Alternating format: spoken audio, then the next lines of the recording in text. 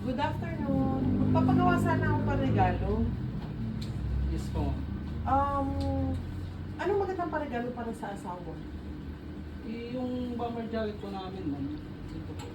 Yan lang yung meron kayo. Yung uniform yung varsity, tsaka Hindi naman pwede yan, pang bagets naman yan.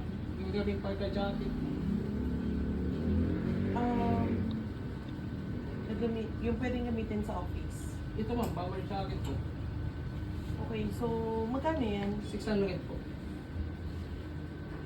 Paano yung design?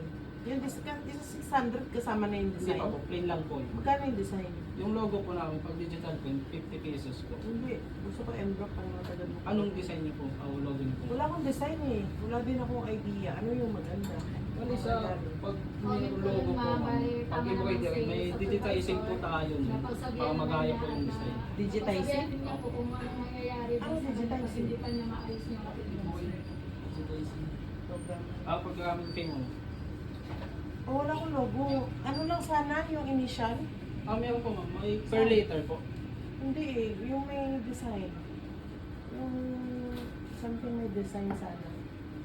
Plain. Pangit naman pag sobrang plain. Yung po gabi dito ma'am, mga ready pants na po sa mga text. Tingin. So ito pwede ito lagyan ng pangalan. Ito. Ito. Yes po. Ay, lagyan na lang siya ng initial M.